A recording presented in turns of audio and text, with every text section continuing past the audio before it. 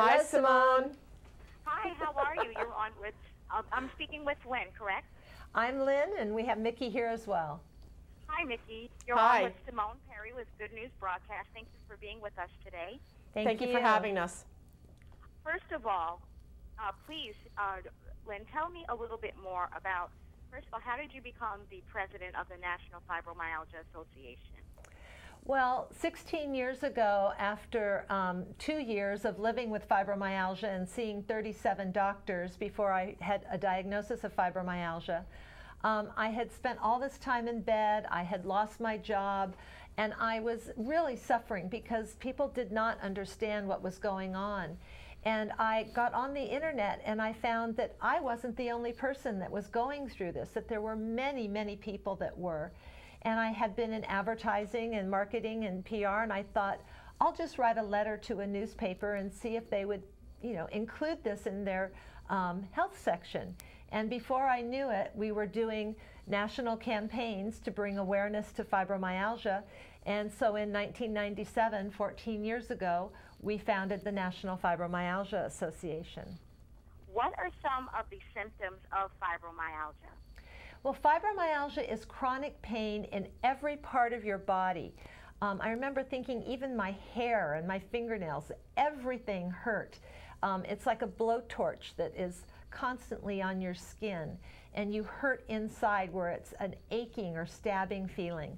But you also have other symptoms such as fatigue, sleep disturbances, cognitive problems, and these symptoms don't go away. They last for a long time. According to the diagnostic criteria, at least 3 months. And so it's something that you have to get used to, or you have to find a healthcare provider, which is what we recommend, that knows this and knows about the illness and can diagnose you and help you to get on the right treatment plan so that you can improve your symptoms. Now, Mickey, what are some ways of managing the pain of fibromyalgia? Well, for the pain of fibromyalgia, as well as many other painful conditions, the secret is to find the treatment plan that works for you, the individual. What works for one doesn't necessarily work for another. And I think working with healthcare providers who can develop a treatment plan that may include several medications, it may include non-medication-based therapies such as yoga or physical therapy or diet or lifestyle changes, I think is the secret. Again, finding what matches you as the individual.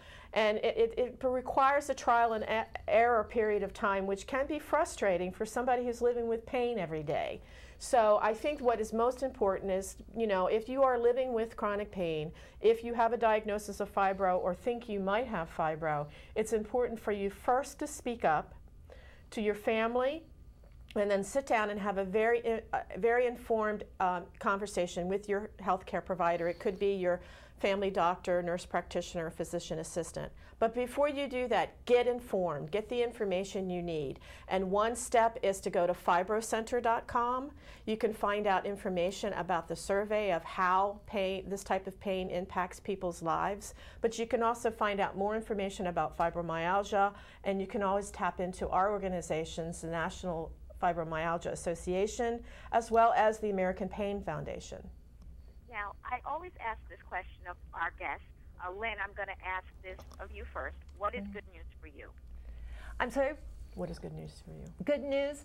Well, good news is that there are so many more people who are knowledgeable about this and care. And really, it's interesting to me that I'll meet someone and they'll say, my mother or my aunt or my uncle was just diagnosed. What can I do?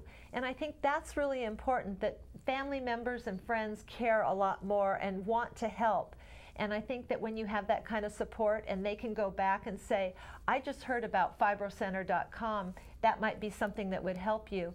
That's good news for that individual. And we want people to know that we are working on new treatments, new understanding, and that the future looks bright. Nikki, what's good news for you? I think the good news for me is the fact that you're having this conversation with Lynn and I today to talk about fibromyalgia and talk about chronic pain, and letting your viewers know that it's not something to be ashamed of, that we can all work together to help one another in this human race.